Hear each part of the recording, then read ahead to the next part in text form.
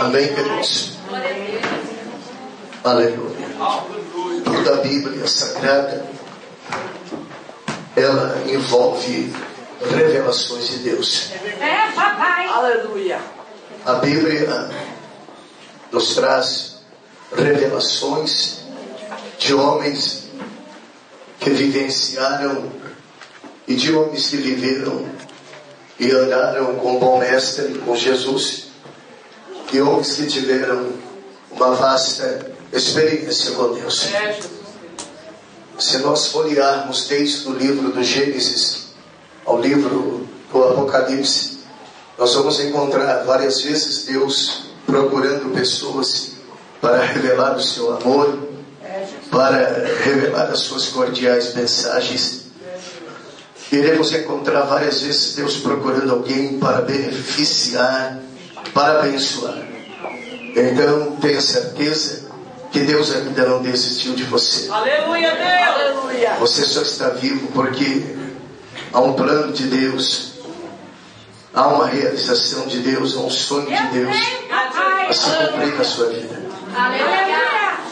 A Bíblia diz lá no livro de Jó, o patriarca, no capítulo 14, versículo de número 5, está falando que com Deus está os números dos meses e dos dias em que nós viveremos, a qual ninguém deles passará.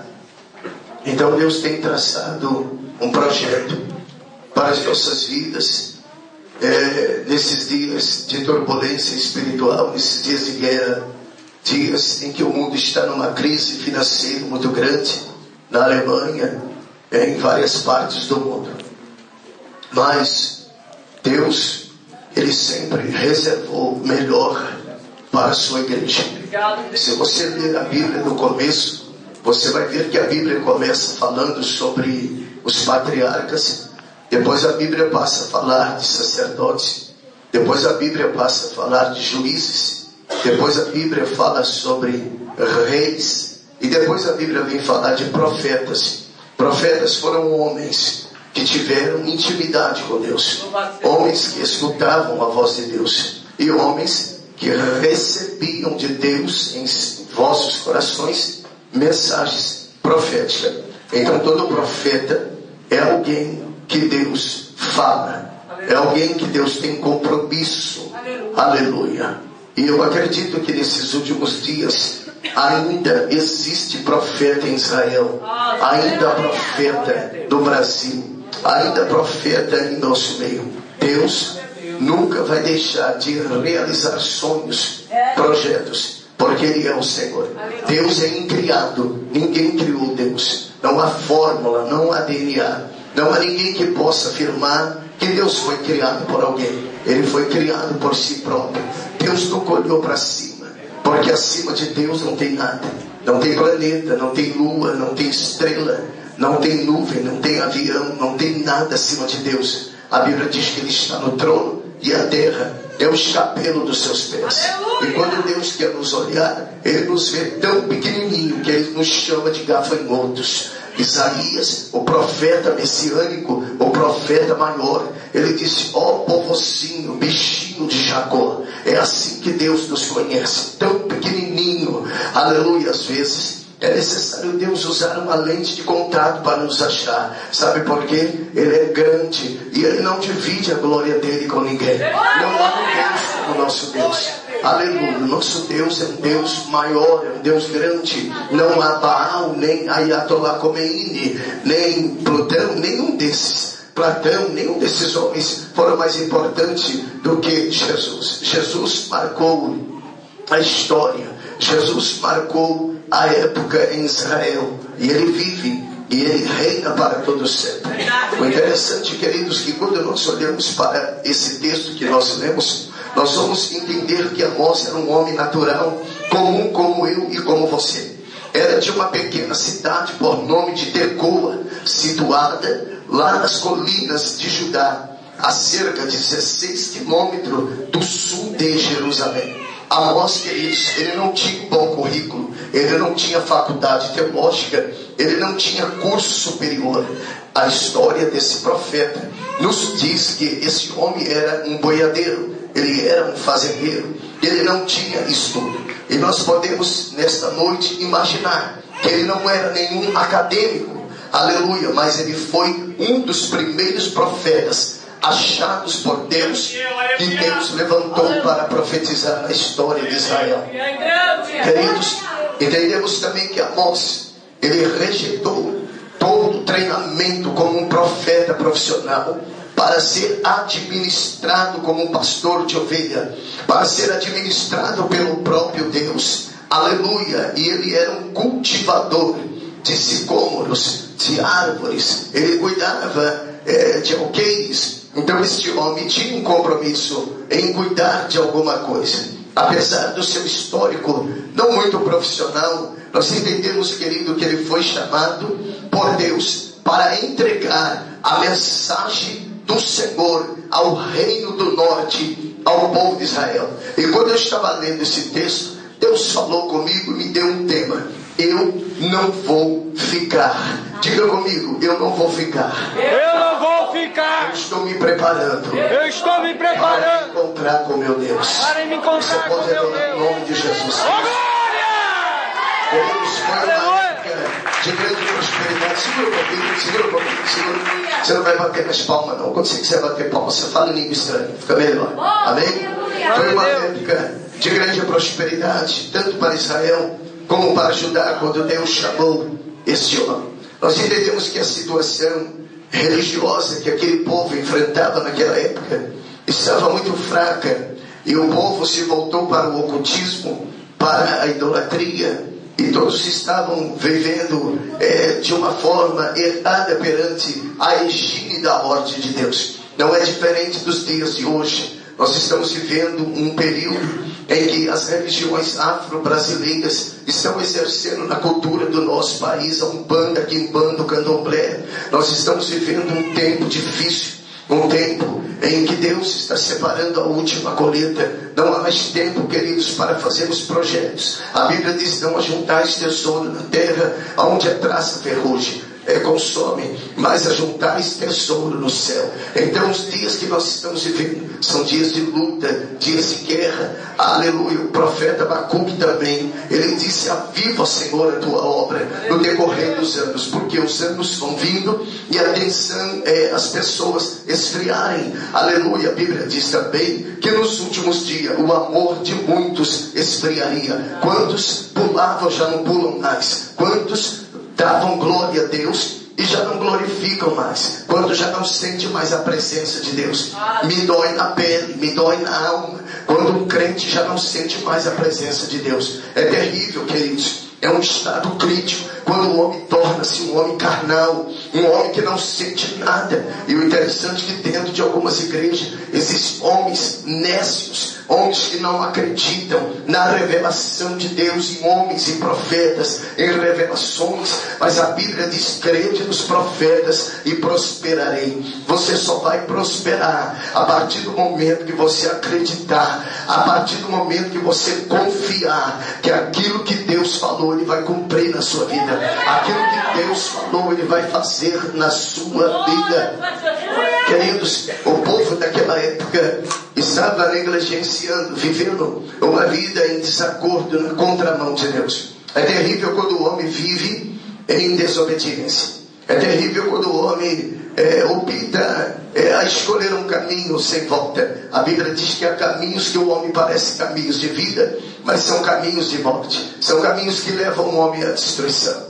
Em pleno século que nós estamos vivendo, nós estamos vendo pessoas sendo confundidas. A Bíblia diz que até mesmo os salvos seriam enganados. Escute uma coisa: esses homens que andam de sábado na rua batendo na nossa porta, chamado de TJ, isto é, testemunho de Jeová, eles estão convertendo algumas pessoas que não conhecem a Bíblia Sagrada. Eles tentam de alguma forma convencer você que você está na direção errada. Eles tentam de alguma forma também convencer você a segui-los e a também é frequentar as reuniões que eles estão habituados a frequentar. Mas nós entendemos que a nação nesta época enfrentava um dos piores momentos, e a paciência de Deus já havia esgotado. Deus já não podia esperar mais. Como Sodoma e Gomorra, Deus disse a Abraão: tira Ló e a sua família, porque os pecados de Sodoma chegou até mim.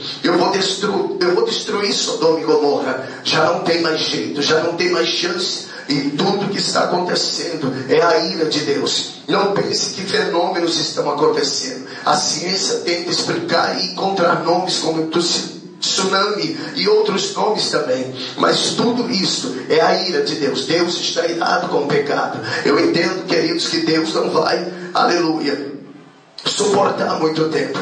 Esse tempo que nós estamos vivendo do homossexualismo, homens querendo ser mulher, mulheres querendo ser homem. Deus já não aguenta mais ver isso. Igrejas de homossexuais, de mulheres lésbicas e de homens que querem ser mulher. Deus está irado, por isso que Deus destruiu Sodoma e Gomorra. Eu acredito que não vai demorar muito. Por isso, guarda o que tu tens, para que ninguém roube a tua coroa. Não fique esperando Natal, nem o Ano Novo. Jesus Cristo vem voltando. Prepara-te, ó Israel, para te encontrar com teu Deus. Deus quer que você prepare-se. Olha, queridos, é triste quando você passa a não entender o que Deus quer fazer. Uma das coisas mais notáveis que nós estamos vendo são pessoas com câncer. Aleluia. Quando eu era garotinho, eu escutava minha mãe falar sobre câncer, mas não falavam assim como de hoje. Falavam-se CA. A pessoa está com CA, e falava baixinho para que ninguém ouvisse. Câncer era uma palavra muito forte e quase não se falava. Quando alguém tinha, todo mundo ficava em silêncio, não alastrava-se. Hoje é comum, no órgão genital, na língua, na garganta, na gengiva. Meu cunhado morreu há poucos dias com câncer na gengiva, de tanto que ele bebeu, de tanto que ele fumou. Aleluia, foi tomando conta da gengiva, da garganta, tudo, e foi corroendo ele. Então hoje também não é diferente, porque todo pecado gera um tipo de doença. Queridos, pare de falar da vida dos ungidos de Deus. Se você não parar de falar dos dons de Deus, se prepara para Deus tocar em você, porque Deus está irado. Aí aquele que tocar no ungido do Senhor. Eu tenho um recado de Deus para você. Você quer vencer, irmão? Cara, a tua boca, pare de falar de profeta, pare de falar de pastor, pare de falar da vida daqueles que Deus usa. Você quer ter bastante vida, quer ter um ministério glorioso, irmão? Se você não aceita quem está pregando, quem está falando, procure outra igreja, vá para a tua casa. Mas se tudo parar, Deus vai parar você.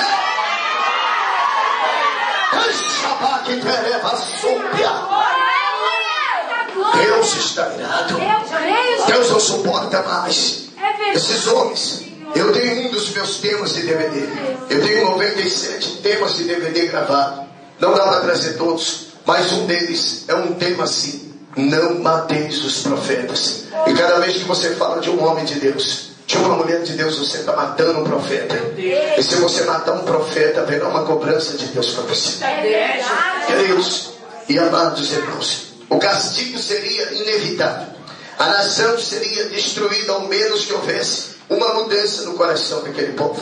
A mensagem era para que o povo de Israel se arrependesse, pois haviam quebrado o concerto com Deus. O plano de Deus jamais fracassará. O plano de Deus jamais fracassará. Bem sei eu que tudo podes, e nenhum dos teus pensamentos pode ser impedido. Queridos e amados irmãos, a palavra preparar significa aprontar, arrumar, ajeitar. Quando nós falamos em preparar, logo nós pensamos em algo, logo nós pensamos em alguma coisa que está fora dos padrões normais. E no livro do profeta Amós, nós iremos encontrar esta ordem que veio direta de Deus para o seu povo, para que eles se preparassem. Timóteo, ele escreve também: procura se apresentar como obreiro, de que não tem do que se envergonhar. Então Deus sempre nos advertiu a termos uma vida íntegra, uma vida correta diante dele. E o tempo que se chama hoje, queridos, É um tempo em que Deus está dando oportunidade para mim e para você. Nós estamos vivendo um tempo de oportunidade. E o prazer de Deus é te levantar. Deus não tem prazer na tua doença. Deus não tem prazer na tua miséria. Uma certa feita eu estava orando no monte. O monte é a minha casa. Eu já praticamente quase morei no monte do Cocai, em Guarulhos, porque eu sou de São Paulo, capital, e há 5 anos somente estou no Rio de Janeiro.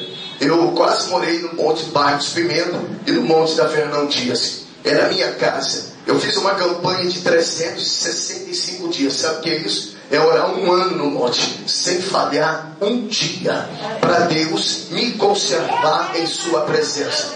Às vezes as pessoas olham para você e te julgam pela sua roupa, te julgam pelo carro que você chega, te julgam pela cor dos seus olhos, mas o único que conhece você por dentro é o Deus que criou os céus e a terra. O único que conhece a sua vida e a sua história é Deus. E não tem homem que venha te apontar e dizer assim ou assado, ou que você é ou que deixa de ser. É Deus que conhece a tua história, é Deus que conhece a tua vida. E Deus nessa noite, Ele já começa a rasgar o céu aqui nessa noite para revelar ao seu coração. Nós estamos vivendo um tempo de oportunidade. Deus está te dando oportunidade nessa noite para você se preparar, para você deixar as coisas erradas, se preparar para encontrar com o Senhor. Não há encontro sem preparação. Quando alguém vai se casar, nota-se que a noiva, ela se prepara. O noivo também se prepara. A noiva vai ao salão, ela demora horas. O noivo fica lá na frente, aleluia, esperando a sua amada, a sua querida, aleluia, a sua disjuntora, que será sua esposa. E ela está se preparando. A noiva costuma sempre dar aquela canseira, esperar um pouco para deixar aquele clima, aleluia, dentro da igreja. Mas ela está se preparando psicologicamente, está se preparando no seu interior, está se preparando no salão, está preparando as unhas, está preparando o véu, a grinalda, aleluia, está preparando tudo para dar tudo certo na hora do casamento. E quando alguém quer entrar também numa faculdade, ele precisa de um preparo, ele precisa fazer um vestibular, ele precisa se preparar, estudar, aleluia, um grande preparo para todas as coisas. Se nós olharmos para a Bíblia, você vai encontrar, queridos, um homem que mesmo sendo escolhido desde o ventre da sua mãe, Jacó, ele não poderia ter um encontro com Deus da forma de vida que ele estava vivendo. Jacó precisava de uma mudança. Jacó precisaria ser mudado, porque a palavra do Senhor diz que a única coisa que separa o homem de Deus é o pecado. O pecado é a única coisa que vai impedir Deus de te abençoar. Não tem jeito. A Bíblia diz que o crente fiel será acumulado de bênção. E diz a Bíblia também que se você for fiel, o maligno não te toca. Olha para mim, o diabo não tem direito legal de tocar na minha vida. Sabe por quê? Eu não fumo mais, eu não cheiro mais, aleluia, eu não bebo mais, eu não falo mais palavrão. Ele não tem direito de entrar na minha casa e roubar o que eu tenho. Ele não tem mais direito de tocar nos meus filhos. Sabe por quê? Eu e a minha casa servimos ao Senhor. A minha casa é um reduto de oração, a minha casa é um reduto de louvor. Meus filhos são levitas, eu prego, minha esposa prega. São 18 anos que eu viajo pelo Brasil, pelo exterior, pregando a palavra de Deus. E eu quero fazer nesta noite uso desta palavra, exposição desta palavra, dizendo que 1000 cairão ao teu lado e 10.000 à tua direita, e tu não serás atingido. Oh, glória! Quando Deus chama, Deus chama. Quando Deus escolhe, Deus escolhe. Cadê os escolhidos de Deus aqui? Oh, glória! Aleluia! Se Deus escolheu você tem motivo para dar glória a Deus. Você não vai adorar porque o irmão está dando glória. Você vai adorar porque você tem motivo. Você era um lixo, Deus te levantou. Ele trouxe você para a empresa de reciclagem. Ele te reciclou, Ele te restaurou, te colocou de pé. E você está aqui como vencedor. Aonde tem o vencedor aqui? Aonde tem? Aonde tem? Aonde tem? Aonde tem o vencedor aqui? Aleluia! Oh, aleluia! Deus já tinha determinado que a vida de Jacó iria mudar. Jacó significa trapaceiro. Jacó era um homem que vivia dentro de uns padrões errados. Mas Deus já havia determinado um encontro entre ele e Jacó. Deus precisa ter um encontro com você. Você precisa ter um encontro com Deus. Você precisa entrar em audiência com Deus essa noite. E a Bíblia diz que Deus permitiu que Jacó passasse por um processo, porque isso era necessário. É necessário às vezes Deus nos provar. Às vezes Deus não deixa ninguém te ajudar, sabia? Porque Ele mesmo quer fazer na sua vida. Quantos já passaram pela faculdade de Deus aqui, chamada deserto? É a faculdade do crente. Não tem jeito, irmão. Para você ser vencedor, você tem que passar no deserto. Deserto não é lugar para morar, é apenas de passagem. Aleluia. Isaías, ele escreve que Deus coloca caminho no deserto. Que coisa interessante. Eu já dei, a gente voa muito pelo Brasil, enfim, de helicóptero eu andei algumas vezes, e a sensação de você estar dentro de um helicóptero é diferente do avião. E se você pular de paraquedas, enfim, de asa delta, de bungee jump, enfim, tudo o que, se você cair num deserto, você não vai saber para onde você vai, porque o deserto não tem caminho. Eu vou para frente, para trás, para a esquerda ou para a direita. Você não sabe, você vai ficar perdido. Mas a Bíblia diz que Deus coloca um caminho no deserto do crente. Você entrou sem direção aqui, você vai sair daqui hoje com a direção do Senhor. Deus, a Bíblia diz que Ele, quando queria conduzir o povo de dia, Ele colocou uma nuvem e disse: vocês vão seguir, Moisés, essa nuvem. À noite eu serei uma coluna de fogo. Aonde o fogo for, vocês me seguem. Ali sou eu.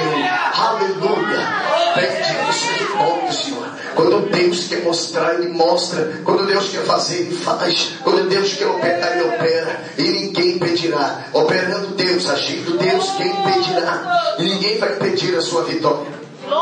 Não tem demônio, não tem macumba, não tem quiçumba, não tem caboclo, não tem nada que impeça Deus de levantar você. Se você tem promessa, aleluia, o diabo vai ficar endemoniado, mas Deus vai levantar você nesse ano ainda. Deus vai colocar você de pé.